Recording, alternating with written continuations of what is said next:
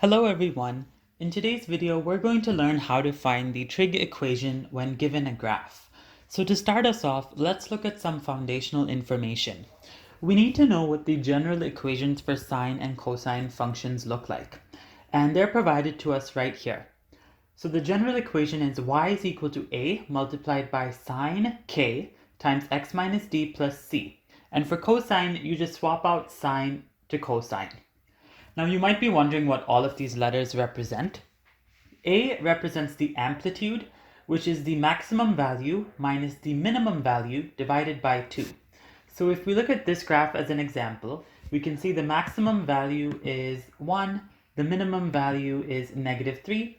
So you would do 1 minus -3, divide that by 2, and that would give you your amplitude to put into this A value right there. Now to get C, you do the maximum value plus the minimum value divided by 2. So it's almost the same thing that you do to get the amplitude, but instead of subtracting, you're adding. And to get k, which is this parameter there, you have to take 360 degrees and divide it by the period of your graph. So remember, the period is the number of degrees that it takes to finish one cycle of your graph. So if we look at this graph here, to measure that, you can start at one peak and go all the way to the other peak and see how many degrees pass. Or you can go from one minimum value to the next minimum value and see how many degrees it takes to go there. And that gives you your period. You can also actually measure from the midpoint to the next midpoint. So you could measure from this midpoint right here all the way up and down and back to the midpoint and see how many degrees pass.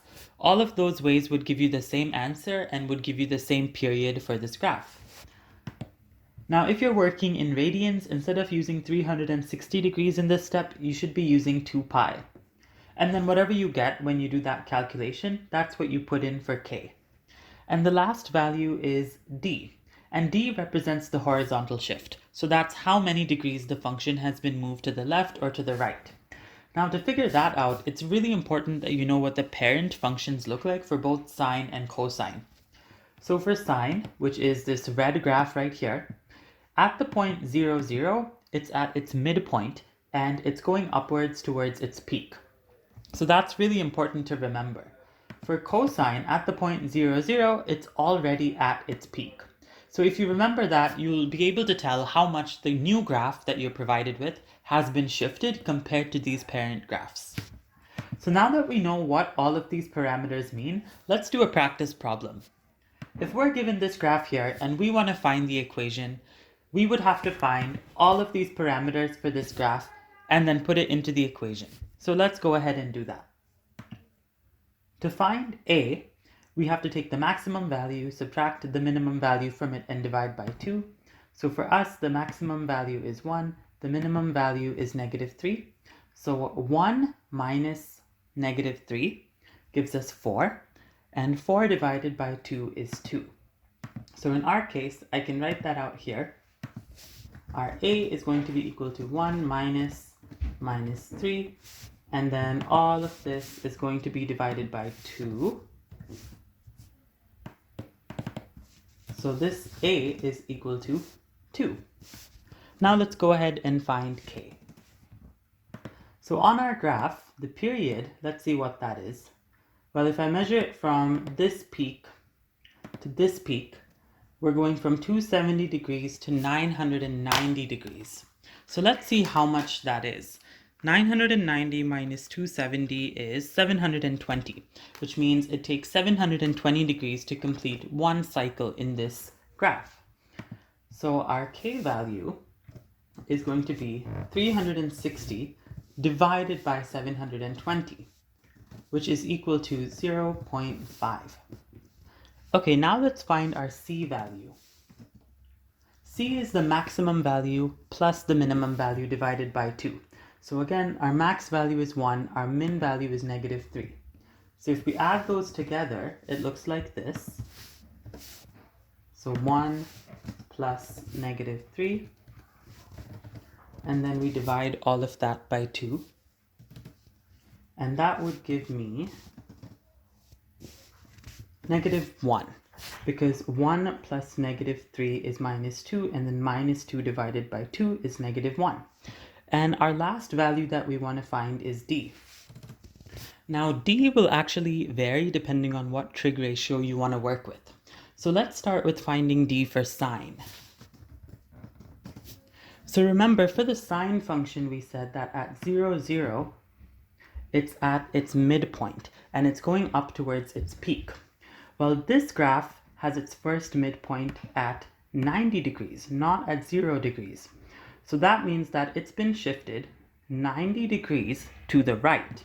So that's our phase shift for d, 90 degrees to the right.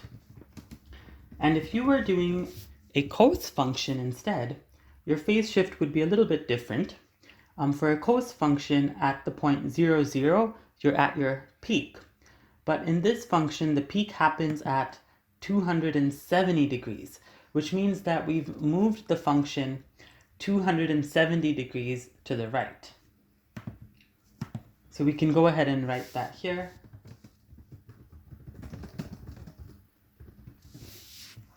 And now we have all our parameters, so we can go ahead and write our equations. So for the sine equation, it would be y is equal to a multiplied by sine k times x minus d, so d is 90,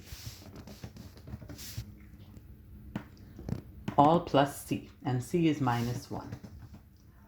And if you were writing the equation for cosine, it would again be a multiplied by cosine times k, which is 0.5, multiplied by x minus d, in this case d is 270, all plus c, so again -1.